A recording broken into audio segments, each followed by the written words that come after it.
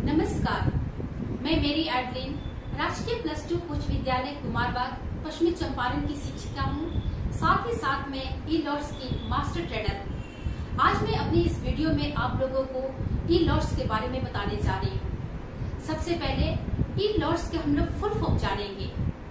ई का full form होता है इलेक्ट्रॉनिक, LOTS, लॉट्स।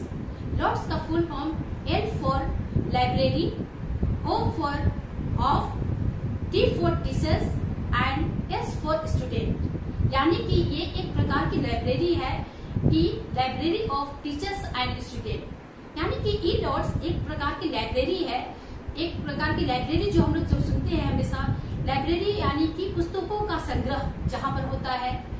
अधिकांशतः हम लोग देखते हैं कि विश्वविद्यालय, विद्यालय, कॉलेजेस वगैरह में लाइब्रेरी रहता है। साथ ही साथ घर में भी हम लोग अपना छोटा सा एक लाइब्रेरी बना लेते हैं जहाँ पर बहुत सारी पुस्तकों का संग्रह होता है। ठीक उसी प्रकार ई-लॉट्स भी एक प्रकार की लाइब्रेरी है। ये इलेक्ट्रॉनिक लाइब्रेरी है, ये एक ऐप है, पोर्टल है। ये एक ऐसी लाइब्रेरी है जो हर किसी के पास, अगर वो अपने मोबाइल में इसे डाउनलोड करते हैं, अपने लैपटॉप में इसे डाउनलोड करते हैं, तो आपके पास हमेशा वो उपलब्ध रहता है। यानी कि ELOTS electronic library of teachers and student, ये एक ऐसा लाइब्रेरी है जो आपके पॉकेट में यानी कि आपके मोबाइल में हमेशा उपलब्ध रहेगा। जब कभी हम लोगों को कभी भी कोई पुस्तक पढ़ने का मन करता है तो हम लाइब्रेरी में जाते हैं और पुस्तकों को पढ़ते हैं। लेकिन ये जो लाइब्रेरी है वो आपके मोबाइल में रहेगा, आपके लैपटॉप में रहेगा। लेकिन इस लाइब्रेरी का यानी कि ई-लॉट्स लाइब्रेरी की जो बात मैं कर रही हूँ, स्टूडेंट और टीचर्स के लिए है, अभिभावकों के लिए है, जो इसे पढ़ना चाहे उनके लिए है। इसमें उपलब्ध है, आपको मैं बता दूं, 1 to 12 तक की सारी बुक, जितनी भी किताब है वो सारी ई-लॉट्स में उपलब्ध है। यानी कि पहले वर्ग से लेकर 12वीं तक के जितने भी आपको बुक्स है वो हमारे ई-लॉट्स में उपलब्ध है। किसी भी ऐप के बारे में जानने के लिए उसे हमारे मोबाइल में होना बहुत जरूरी है। तो ई-लॉट्स के बारे में हमें विस्तृत रूप से जानकारी जब लेनी है तो हमें अपने मोबाइल में ई-लॉट्स को डाउनलोड करना पड़ेगा। तो ई-लॉट्स को कैसे डाउनलोड करेंगे, इसके लिए सबसे पहले अपने मोबाइल के हम लोग प्ले स्टोर में जाएंगे। प्ले स्टोर में जाने के बाद सर्च बटन को हम लोग दाबेंगे और उसमें ई-लॉट्स लिखेंगे। ई-लॉट्स लिखने के बाद कुछ इस प्रकार से हम लोगों का ई-लॉट्स नजर आएगा और जब वो ई-लॉट्स खुल जाता है तो हम लोग उसे अपने मोबाइल में डाउनलोड कर लेंगे। अब हम लोगों के मोबाइल में ई-लॉट्स डाउनलोड हो गया है, इंस्टॉल हो गया है। इंस्टॉल होने के बाद हम लोग उसे ओपन करेंगे। जैसे ही हम लोग ई-लॉट्स को ओपन करते हैं तो कुछ इस प्रकार हमें अपने मोबाइल की स्क्रीन पर दिखाई देगा। सबसे ऊपर बिहार शिक्षा परियोजना का लोगो है, उसके नीचे ई-लॉट्स लिखा हुआ है, ई library of teachers and student, और उसमें बिहार सरकार का लोगो बना हुआ है। ठीक उसके नीचे बाईं तरफ लेफ्ट साइड में 3 लाइट खींची हुई है, ये हमारा मेनू बार है। अब हम लोग इस मेनू बार को टच करेंगे। जैसे हम लोग मेनू बार को टच करते हैं तो उसके नीचे कुछ ऑप्शंस खुल रहे हैं, यानी कि कुछ ऑप्शन लिखे हुए हैं, जैसे कि home, class, home, about class, teachers resources, इस तरह करते हुए कैचअप कोर्स, बहुत सारे यहाँ पर लिखे हुए हैं और लास्ट में आपको फीडबैक लिखा हुआ है। यानी कि जैसे ही हम लोग मेनू बार को ओपन करते हैं तो उसके नीचे बहुत सारे ऑप्शन दिए हुए हैं जो हमें ई-लॉट्स के बारे में जानकारी देता है। तो इसमें हम लोग होम से लेकर फीडबैक के बारे में एक एक करके हम लोग सभी के बारे में जानेंगे। जैसे ही हम लोग होम बटन को टच करते हैं तो कुछ हमारे इस मोबाइल पर इस तरह से दिखता है। सबसे पहले हम लोग देख रहे हैं माननीय मुख्यमंत्री बिहार सरकार श्री नीतीश कुमार जी का एक संदेश है। उसके नीचे भी बहुत सारे संदेश है। माननीय मुख्यमंत्री के संदेश के बाद हमारे शिक्षा मंत्री का भी संदेश है। माननीय शिक्षा मंत्री हमारे विजय कुमार चौधरी जी का संदेश है। यानी कि ई-लॉट्स के बारे में हमारे माननीय मुख्यमंत्री, माननीय शिक्षा मंत्री के साथ ही साथ आला अधिकारियों का भी संदेश है। यानी कि ई-लॉट्स में 1 to लेकर 12 यानी कि 1 से लेकर 12वीं तक की पाठ्य पुस्तकों को डाला गया है। इस लाइब्रेरी में आप लोगों को 1 से लेकर 12वीं तक यानी सभी पुस्तक उपलब्ध है। यानी कि एलिमेंट्री और साथ ही साथ सेकेंडरी और सीनियर सेकेंडरी। एलिमेंट्री के लिए पिंक कलर की बुक को इंडिकेट किया गया है, उसके बाद से हम लोग सेकेंडरी यानी कि 9th और 10th क्लास के लिए ब्लू रंग के बुक्स दिखाई दे रहे हैं 9th और 10th के लिए, और सीनियर सेकेंडरी के लिए ग्रे कलर में बुक्स दिखाई दे रहे हैं। तो आइए हम लोग देखते हैं कि हम अपने बुक्स को ई लाइब्रेरी में कैसे पढ़ेंगे। यहाँ पर आपको 1 to 8 के लिए जो पिंक कलर में दिखा रहा है उसके नीचे देख रहे हैं बहुत सारे यहाँ पर 1 to 12 तक की जो बुक्स दिखाई दे रहे हैं। तो उसमें हर एक वर्ग के लिए यानी कि पहला, दूसरा, तीसरा से लेकर 12 तक की जितने भी हैं 12वीं तक की जो बुक्स हम लोग को दिखाई दे रहे हैं, तो स्क्रीन पर आप देखिएगा। तो अगर पहले वर्ग के लिए हम लोग पाठ्य पुस्तकों को खोजना शुरू करते हैं, ढूंढ रहे पढ़ने के लिए, तो सबसे पहले वहाँ सभी बुक्स को नहीं दिखाया गया है। यानी कि आप उसमें देखिएगा अंग्रेजी का, हिंदी का और गणित का। यानी कि पहले वर्ग के लिए अगर हम पाठ्य पुस्तकों को ढूंढना शुरू करेंगे तो स्क्रीन पर आपको 3 ही बुक नजर आएंगे, लेकिन आगे जब हम बढ़ेंगे तो सभी बुक्स उसमें उपलब्ध है। तो सबसे पहले हम लोग यहाँ पर पहले वर्ग का हम लोग मान लीजिए यहाँ पर इंग्लिश का बुक दिया गया है ब्लॉसम, उसके बाद हिंदी का दिया गया है और गणित का। तो चलिए हम लोग हिंदी के पाठ्य पुस्तक को खोलते हैं। तो जैसे ही हम लोग हिंदी के बुक को खोल रहे हैं तो हिंदी के पुस्तक में हम लोग देख रहे हैं यहाँ पर पाठ दिया हुआ है। तो टेक्स्ट बुक के पाठ्य पुस्तक नजर आएंगे, उसमें हम लोग यानी कि पहले वर्ग के हिंदी पुस्तक में कौन कौन से पाठ है आप उसके नीचे देख रहे हैं। टेक्स्ट बुक में पाठ्य पुस्तक सिलेबस को दिया गया है। सिलेबस को खोलेंगे तो उसमें आपको अलग अलग पाठों को दिया गया है। सबसे पहले आप वहाँ देखिएगा पार्ट 1 हंसते खेलते, यानी कि पहला जो पाठ है वो हंसते खेलते। तो मान लीजिए हम लोगों को पहला पाठ पढ़ना है, तो सबसे पहले हम अपने हिंदी पुस्तक को खोलेंगे। जैसे टच करेंगे उसके बाद आपको वहाँ पर हिंदी के अंकुर दिखाई दे रहा है। अंकुर को हम लोग खोल रहे हैं तो यहाँ पाठ्य पुस्तक के सिलेबस नजर आ रहा है। अब उसमें हम लोग जाके पहले पाठ को यानी कि पाठ में हम लोग हंसते खेलते पाठ को खोलेंगे। हमारा 1 to 7 यानी कि हार की जीत जो पाठ है वो 7 पेज में है, 7 पृष्ठों में है। तो हम लोग पहले पेज, जिस तरह मैंने पहले वर्ड का उदाहरण दिया है उसी तरह पहले पेज को पढ़ लिए तो सेकंड पेज को भी हम लोग पलटेंगे। इस तरह करते हुए यानी कि जितना भी हमारा 1 2 3 4 5 6 और 7 इस तरह से हम देख रहे हैं कि यहाँ पर 7 पेज है। तो इस तरह से हम लोग अपने 7वें पेज पर भी आते हैं। तो 7वें पेज पर भी जब आते हैं तो कुछ पहले पार्ट है, उसके बाद कुछ क्वेश्चन है। तो इस तरह से हम लोग हर एक पुस्तक है यानी कि आपको पहले वर्ग से लेके 8वें तक के जो पिंक कलर में यानी कि एलिमेंट्री के लिए हम लोगों का पिंक कलर का इंडिकेटर विभाग उस तरह की जो बुक खोल रहे हैं तो पहले से लेके 8वें वर्ग का हम लोग का पुस्तक खुलेगा। उसके बाद हम नीचे आते हैं 8वें वर्ग के बाद तो सेकेंडरी यानी कि 9 to 10 के लिए, और उसी तरह हम लोग 11 और 12 यानी सीनियर सेकेंडरी का भी हम लोग पाठ्य पुस्तकों को खोल के पढ़ सकते हैं। तो यहाँ पर 10th क्लास के हम लोग देखते हैं, 10th क्लास के हम बुक को खोलते हैं। तो आप देख रहे हैं यहाँ पर उर्दू भी उपलब्ध है, उर्दू के साथ साथ आप ट्यूशन देख रहे हैं, संस्कृत भी उपलब्ध है और लोकतांत्रिक आप राजनीतिक भी देख रहे हैं। तो चलिए हम लोग यहाँ पर ट्यूशन संस्कृत के एक पाठ को हम लोग खोल के देखेंगे। 10th क्लास के ट्यूशन को मैंने यानी कि संस्कृत बुक को मैंने खोला है। 10th क्लास के संस्कृत की बुक का नाम ट्यूशन है और ट्यूशन के जब पाठ्य पुस्तक हम लोग खोलेंगे यानी कि सिलेबस यहाँ पर हम लोग देखेंगे। हम लोगों का विशेष सूची देख रहे हैं, विशेष सूची में सबसे पहला पाठ हम लोग खोलते हैं मंगलम, यानी कि सबसे पहला हम लोग पाठ देख रहे हैं यहाँ पर मंगलम है। हम लोग इसे भी खोलेंगे तो यहाँ पर देख रहे हैं हमारा मंगलम पाठ खुला हुआ है और इसमें भी जिस तरह से जितना भी मान लीजिए कि हम जिस पाठ को पढ़ना चाहें उस पाठ में जितने भी पेज जितने भी पृष्ठ होंगे उसको हम लोग यानी कि फर्स्ट पेज को पढ़ने के बाद सेकेंड पेज को पढ़ेंगे, उसको आगे की ओर हम लोग बढ़ाते जाएंगे। तो इस तरह से हमारा पेज आगे बढ़ते चला जाता है। और मान लीजिए कि हमें संस्कृत का ही अपने ट्यूशन का ही हम लोगों को 8वां पाठ को पढ़ना है। तो 8वां पाठ को पढ़ने के लिए हम लोगों को डायरेक्ट 8वां पाठ को हम लोग यहाँ पर देख रहे हैं कि यहाँ पर आपको 8वां पाठ कर्मवीर कथा है।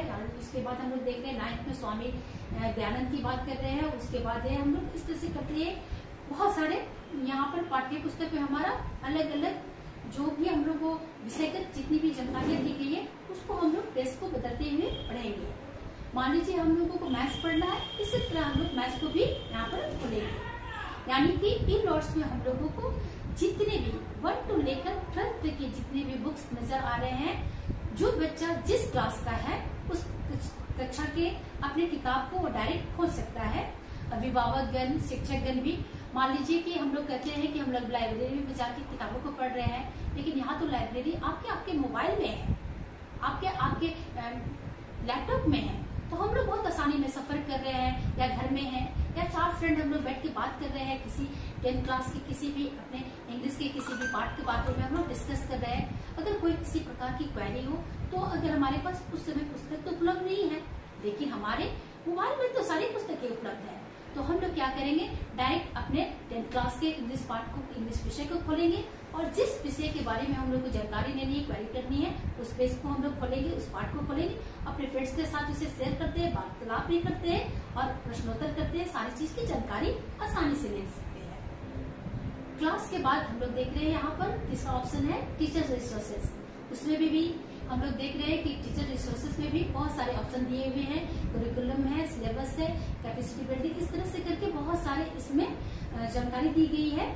और उसके साथ ही साथ आपको यहाँ पर देखेंगे इसके बाद आपको प्रोग्राम के बारे में दिया गया है, एनईपी नेप आपको 2020 के बारे में जानकारी दी गई है और फिर लास्ट में अदर्स रिसोर्सेज भी इसमें दिया गया है।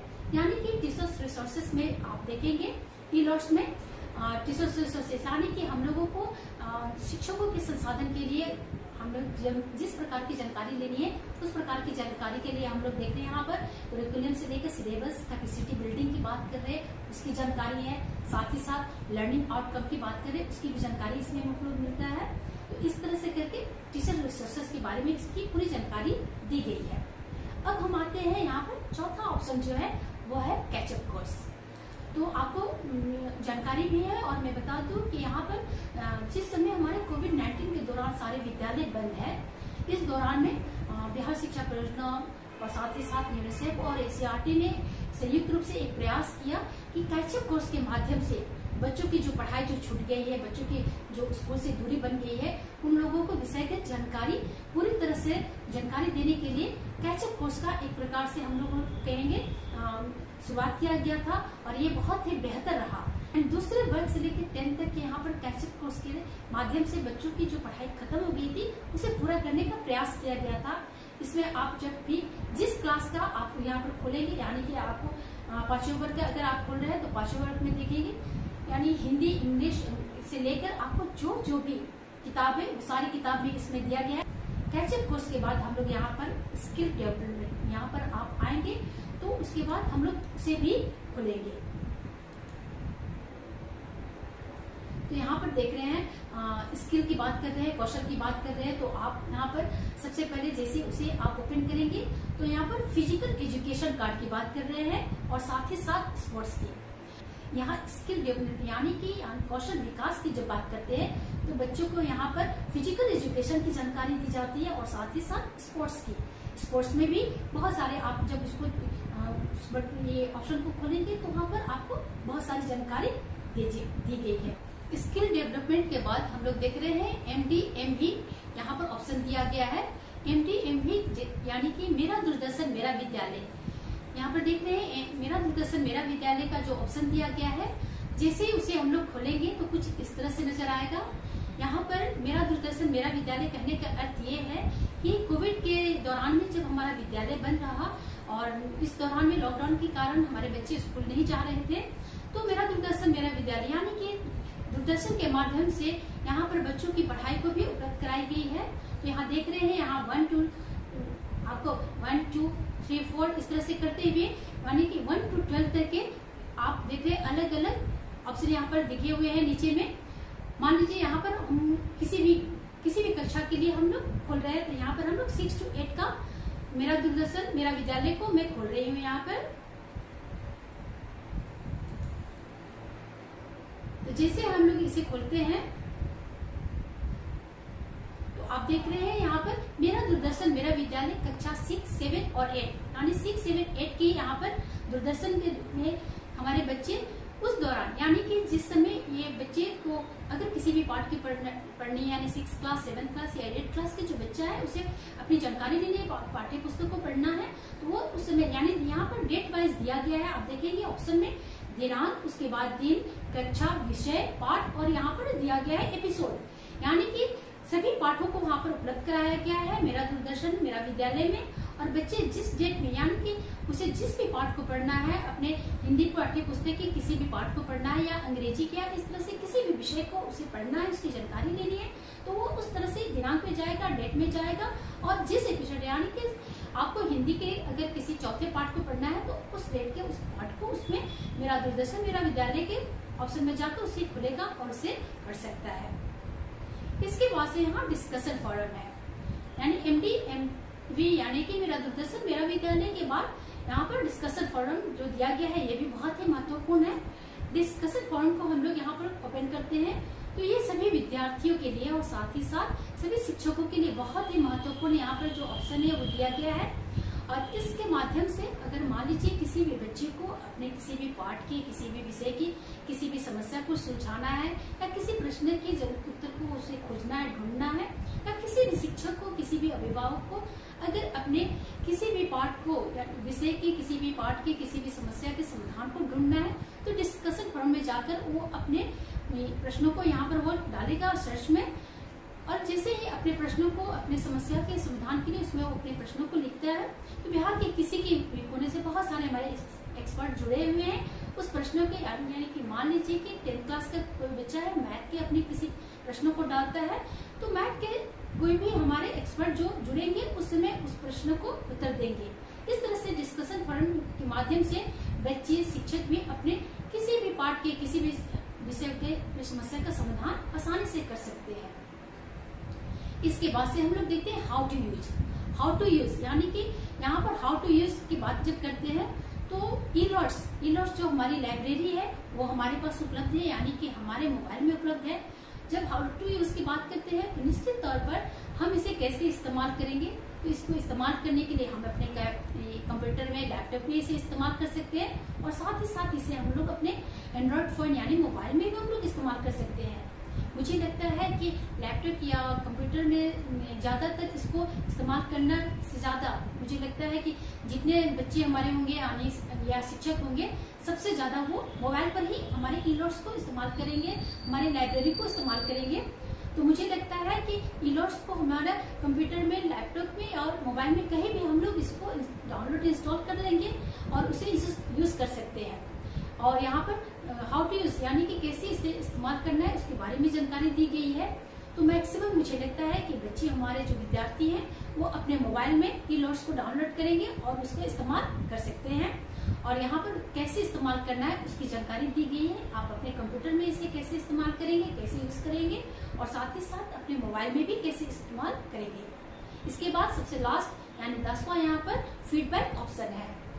फीडबैक ऑप्शन को हम लोग खोलेंगे तो यहाँ पर देखेंगे, यहाँ पर यूजर कैटेगरी की बात है, उसके बाद से यहाँ पर ईमेल वगैरह है, नेम है और साथ ही साथ message, first name, second name और मतलब मिड नेम और लास्ट नेम करते हुए लास्ट में मैसेज है। यानी कि आप ई-लॉट्स को इस्तेमाल कर रहे हैं। हमारी जो लाइब्रेरी है, library of teachers and student की जो बात कर रहे हैं, ई-लॉट्स को आप अपने मोबाइल में रखे हुए हैं, आप उसे इस्तेमाल कर रहे हैं। उसमें बहुत सारी 1 to लेकर 12 तक की जितनी भी हमारे पाठ्य पुस्तक है, हमारे पाठ्य पुस्तक की जानकारी आप ले रहे हैं। आप उसके बारे में यहाँ पर फीडबैक दे सकते हैं कि आपको कैसा लगा, यानी कि आपके ई-लॉट्स के माध्यम से जो जानकारी मिल रही है आप उसमें अगर कुछ जोड़ना चाहें तो फीडबैक के माध्यम से हम यहाँ पर मैसेज में लिखकर इसे शेयर कर सकते हैं। तो यहाँ पर मैंने अपने इस वीडियो के माध्यम से आप लोग को ई-लॉट्स के बारे में जानकारी दिया है और मेरा ये सभी शिक्षकों से, सभी हमारे स्टूडेंट, सभी हमारे विद्यार्थीगण, सभी अभिभावकों से मेरा अनुरोध है कि आप अपने मोबाइल में, आप अपने लैपटॉप में ई-लॉट्स को जरूर डाउनलोड कर लीजिए, इंस्टॉल कर लीजिए, क्योंकि ये आपका ऐसा लाइब्रेरी है जो आपके मोबाइल में हमेशा रहेगा, आपके पॉकेट में, आपके पर्स में हमेशा रहेगा।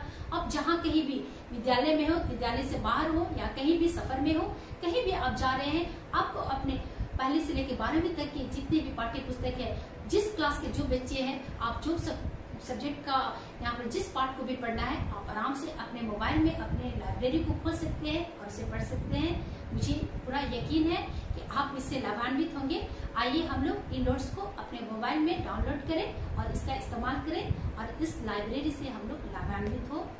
धन्यवाद।